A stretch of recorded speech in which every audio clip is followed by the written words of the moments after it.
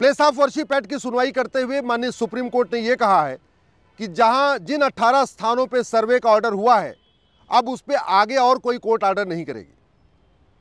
मैं इस फैसले से निराश हूं और मैं इस फैसले से आश्चर्यचकित भी हूं, क्योंकि इसके पहले भी काशी के मामले में जब मुस्लिम पक्ष सुप्रीम कोर्ट आया था, उस समय जस्टिस चंचूड़ साहब की बेंच ने यह कहा था कि ये जो प्लेस ऑफ वर्शिप एक्ट है ये सर्वे पे रोक नहीं लगाता है, इसलिए उन्होंने स्टे करने से मना कर दिया था और इसलिए बाकी जगहों के बाकी स्थानों के सर्वे शुरू हुए थे।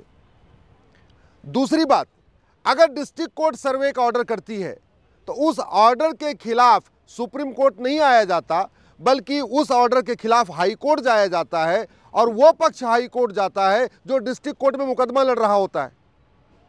जिन 18 स्थानों पे सर्वे का ऑर्डर हुआ, डिस्ट्रिक्ट कोर्ट ने ऑर्डर किया है, उसके पक्षकार हाई कोर्ट नहीं गए, उसके पक्षकार सुप्रीम कोर्ट भी नहीं आए। तीसरा पक्ष सुप्रीम कोर्ट आया, जमीयत उलमा हिंद आया, पर्सनल लॉ बोर्ड आया और भी कुछ संगठन आए जो कि उन 18 स्थानों पे पार्टी नहीं है, और उन तीसरे पक्षकारों के कहने पे माननीय सुप्रीम कोर्ट ने स्टे करने का ऑर्डर कर दिया। हालांकि ये टेम्परेरी स्टे है, फरवरी में इसके ऊपर फिर सुनवाई होगी, तब तक सरकार का भी जवाब आ जाएगा। लेकिन ये बड़े आश्चर्य की बात है कि जहां सामान्यतया ऐसे मामलों में कभी भी डिस्ट्रिक्ट कोर्ट के फैसले को सीधे सुप्रीम कोर्ट स्टे नहीं करता है, हाई कोर्ट जाने के लिए कहता है, लेकिन इस मामले में सुप्रीम कोर्ट ने स्टे कर दिया।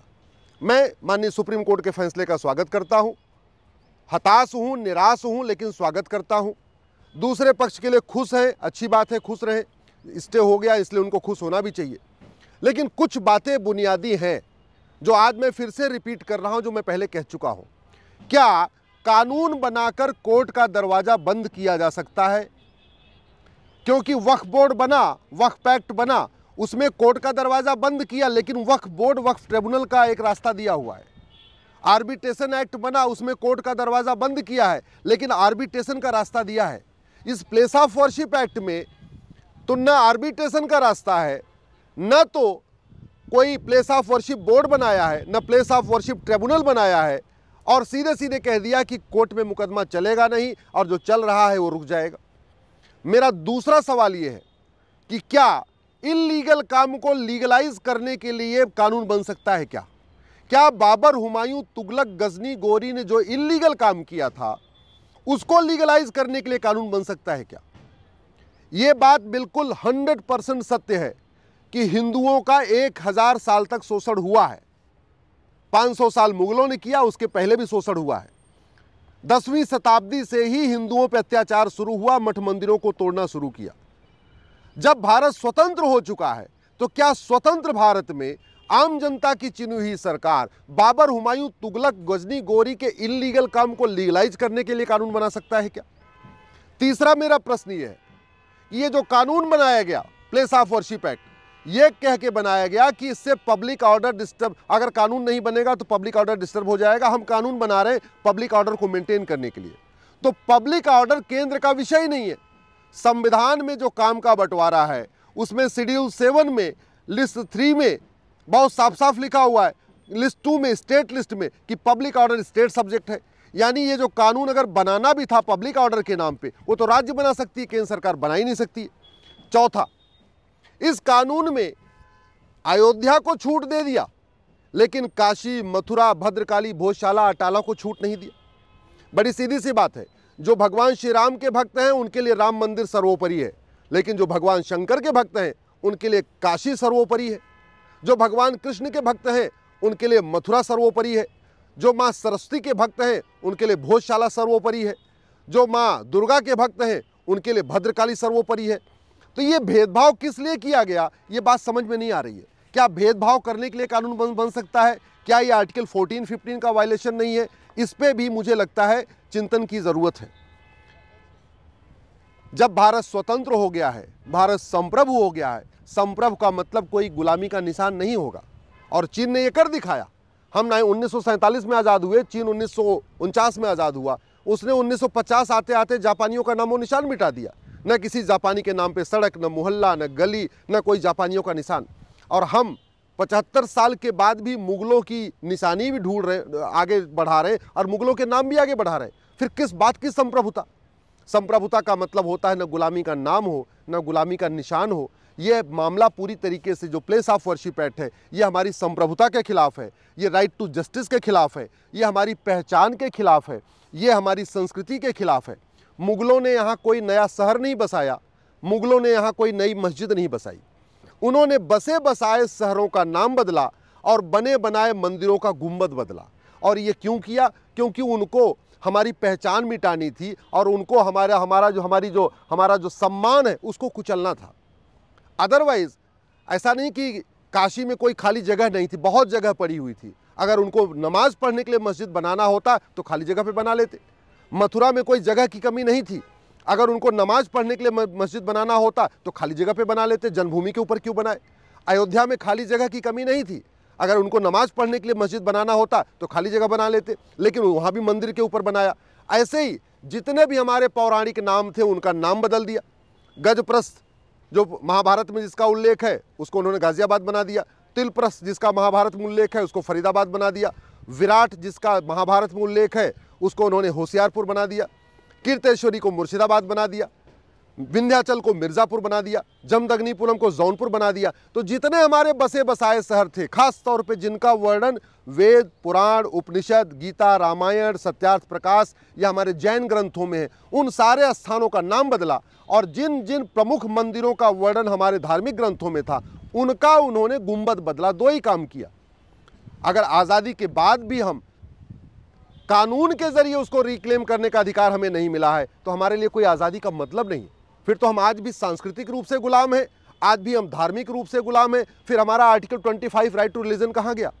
आर्टिकल 26 कहता है कि जो हम अपने मठ मंदिरों को रिस्टोर कर सकते हैं, उनको मैनेज मेंटेन कर सकते हैं, हमें तो अधिकार नहीं मिल रहा। आर्टिकल 49 ये कहता है कि जो भारत की धरोहर है, ऐतिहासिक स्थान, धार्मिक स्थान, पौराणिक स्थान है, उनको रिस्टोर करना सरकार की ड्यूटी है। और सरकार ने उल्टा हमारे खिलाफ कानून बना दिया है। ये जो प्लेस ऑफ वर्शिप एक्ट है ये हिंदू लॉ के भी खिलाफ है।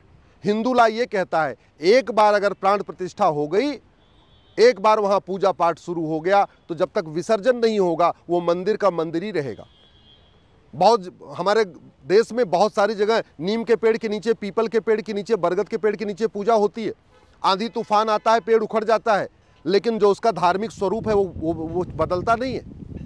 किसी भी मंदिर में नमाज पढ़ने से वो मंदिर मस्जिद नहीं हो सकता। Once a temple always a temple, ये सुप्रीम कोर्ट का जजमेंट है। इसलिए ये कानून उस हमारे हिंदू लॉ के भी खिलाफ है। और इनफैक्ट ये कानून इस्लामिक लॉ के भी खिलाफ है। इस्लामिक लॉ ये कहता है जो मस्जिद बनती है वो समतल ज़मीन पे बनती है, जो मस्जिद बनती है अपनी पुश्तैनी ज़मीन पे बनती है या अपने पैसे से, जायज़ पैसे से खरीदी हुई ज़मीन पे बनती है, या किसी ने अपनी इच्छा से दान किया हो उस पे मस्जिद बनती है।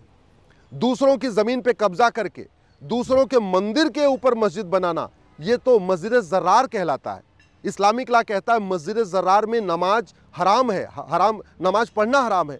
तो ये प्लेस ऑफ वर्शिप एक्ट केवल हमारे हिंदू लॉ के खिलाफ नहीं है, ये तो इस्लामिक लॉ के भी खिलाफ है। फिर भी उस अन इस्लामिक और हिंदुओं के खिलाफ जो कानून है उसको सुप्रीम कोर्ट में भूतपूर्व सांसद, भूतपूर्व विधायक, वर्तमान सांसद, ये लोग आके उसको डिफेंड कर रहे हैं। ये जो कानून है इसमें जो 15 अगस्त 1947 की कट ऑफ डेट है बिल्कुल गलत है। कायदे से हमारे मठ मंदिर 11वीं शताब्दी से तोड़े गए, तो अगर इस पर अगर बनाना भी था, कट ऑफ डेट देनी थी तो इसके कट ऑफ डेट 11वीं शताब्दी होना चाहिए था। दूसरा, ये कानून सेकुलरिज्म के भी खिलाफ है। सेकुलरिज्म में कोई भी सरकार किसी एक मजहब के पक्ष में कोई कानून नहीं बना सकती, और इसमें बाकायदा मुस्लिम्स के लिए कानून बनाया गया है। सबसे दुख इस बात का है कि सरकार ने 2 कानून बनाया, एक वक्फ एक्ट बनाया और एक प्लेस ऑफ वर्शिप एक्ट बनाया। ये वक्फ एक्ट बनाया और ये प्लेस ऑफ वर्शिप एक्ट बनाया। वक्फ एक्ट में वक्फ बोर्ड बनाया, वक्फ ट्रिब्यूनल बनाया, लेकिन प्लेस ऑफ वर्शिप एक्ट में प्लेस ऑफ वर्शिप बोर्ड और प्लेस ऑफ वर्शिप ट्रिब्यूनल नहीं बनाया। जहां एक तरफ मुस्लिम्स के लिए वक्फ बोर्ड बनाया और उसके सभी मेंबर हिंदू होंगे, सर्वेयर बना दिया, वक्फ सर्वेयर बनाया, और वक्फ सर्वेयर में ये अधिकार है कि मुस्लिम अपनी प्रॉपर्टी को जाएं, ढूंढें, पहचान करें, वहाँ पे नोटिस जारी करें। वक्फ ट्रिब्यूनल बना दिया कि आप कोर्ट नहीं जाओगे, वक्फ ट्रिब्यूनल आओगे। वहीं दूसरी तरफ प्लेस ऑफ वर्शिप एक्ट बनाया, लेकिन प्लेस ऑफ वर्शिप बोर्ड नहीं बनाया। कोई इसमें सर्वे की व्यवस्था किया, ना कोई ट्रिब्यूनल बनाया। तो हिंदू जाए तो कहाँ जाए? वक्फ एक्ट बना के कोर्ट का दरवाज़ा बंद कर दिया और कहा आप वक्फ ट्रिब्यूनल में आओ, वक्फ बोर्ड में आओ। और प्लेस ऑफ वर्शिप एक्ट बनाया तो ना कोई बोर्ड बनाया, ना कोई ट्रिब्यूनल बनाया। वक्फ एक्ट भी मुस्लिम्स के पक्ष में बनाया और प्लेस ऑफ वर्शिप एक्ट भी मुस्लिम्स के पक्ष में बनाया। ये संविधान के बिल्कुल खिलाफ है। इसलिए हम इसकी लड़ाई जारी रखेंगे। हम थोड़े हताश हैं, थोड़े निराश हैं। जो माननीय सुप्रीम कोर्ट ने बिना पूरी बहस सुने, बिना दोनों पक्षों को सुने हुए इस पर स्टे किया है, हम उससे निराश हैं। लेकिन मैं आशा करता हूं जब फरवरी में सुनवाई होगी तो माननीय सुप्रीम कोर्ट इस पे पूरा ध्यान देंगे और इस कानून की वैलिडिटी को टेस्ट करेंगे। मैं बार बार कहता हूं, ये मामला हिंदू मुस्लिम का नहीं है। इसको माननीय सुप्रीम कोर्ट को भी समझना चाहिए। ये भारत की संप्रभुता और विदेशी आक्रांताओं के बीच का मैटर है, हिंदू मुस्लिम का मैटर नहीं है। बाबर, हुमायूं, तुगलक, गजनी, गोरी के वंशज यहाँ नहीं है। दुख मुझे इस बात का है कि जो यहाँ औरंगजेब के वंशज आके इस कानून का समर्थन नहीं कर रहे हैं, लेकिन भारत में रहने वाले इस कानून का समर्थन करते हैं, जो कि पूरी तरीके से भारत विरोधी है। और कल तो मैंने देखा हमारे पक्ष में एक भी मुस्लिम नहीं आया, कोई भी एक एडवोकेट, मुस्लिम एडवोकेट हमारे पक्ष में नहीं आया। लेकिन हमारा विरोध करने के लिए हिंदू वकीलों की पूरी फौज खड़ी हुई थी। हम हिंदुस्तान में हैं, 80% हिंदू हैं, लेकिन हम लड़ रहे हैं अपनों से ही। सुप्रीम कोर्ट में भी यही लड़ाई अपनों से ही चल रही है।